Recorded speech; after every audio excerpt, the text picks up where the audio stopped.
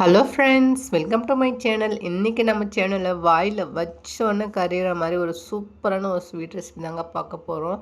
இது வீட்டில் குழந்தைங்கள்லேருந்து பெரியவங்க வரலுமே ரொம்ப விரும்பி சாப்பிடுவாங்க. டேஸ்ட்டு அவ்வளோ சூப்பராக இருக்கும். பாருங்கள், பார்க்குறதுக்கு எவ்வளோ சூப்பராக இருக்குன்னு. இப்போ வாங்க நம்ம எப்படி செய்யலான்னு வீடியோக்குள்ளே பார்க்கலாம்.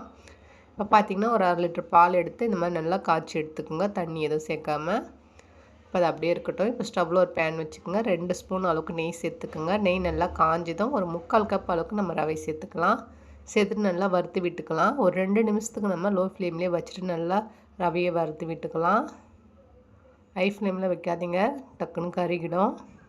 இப்போ இது கூடவே நம்ம ஒரு 1/4 கப் அளவுக்கு கடலை மாவு சேர்த்துக்கலாம். மொத்தம் பார்த்திங்கன்னா இது 1 கப் அளவுக்கு வரும்.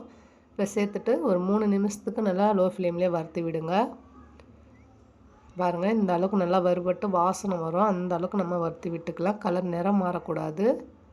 இப்போ இதை அப்படியே நம்ம ஒரு பாத்திரத்தில் மாற்றிக்கலாம். எல்லாத்தையுமே மாற்றிக்குங்க.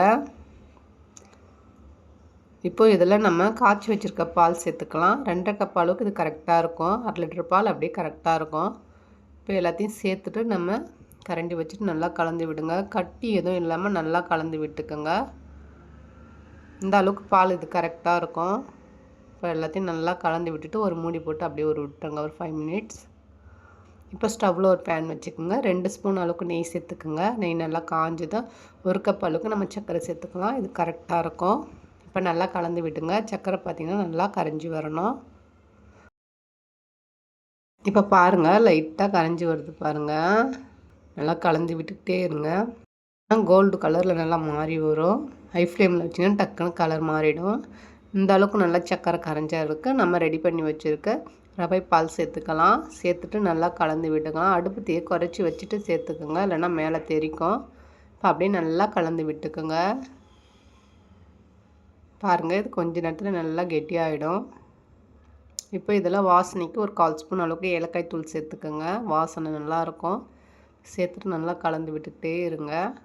பால் சேர்த்ததுனால நான் ஃபஸ்ட்டு உப்பு சேர்க்கலை, அதனால் இப்போ ஒரு பிஞ்சாப் அளவுக்கு உப்பு சேர்த்துக்குங்க. சேர்த்துட்டு நல்லா கலந்து விடுங்க. அப்போ தான் டேஸ்ட்டு ரொம்ப சூப்பராக இருக்கும்.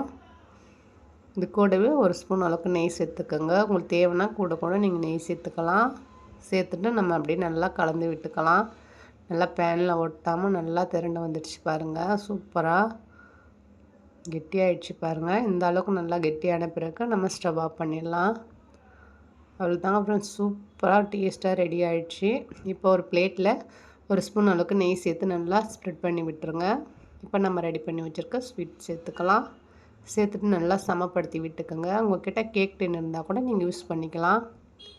நல்லா சமப்படுத்தி விட்டுக்குங்க. இது பார்த்திங்கன்னா ஒரு 5 மினிட்ஸ்லேயே நல்லா ஆறி வந்துடும். இப்போ நம்ம ஒரு கத்தி வச்சுட்டு நல்லா கட் பண்ணி விட்டுக்கலாம். டேஸ்ட்டு சூப்பராக இருக்குங்க. குழந்தைங்களாம் விரும்பி சாப்பிடுவாங்க. பால்லாம் சேர்க்கறதுனா நல்லா ஹெல்த்தியான ஃபுட் கூட.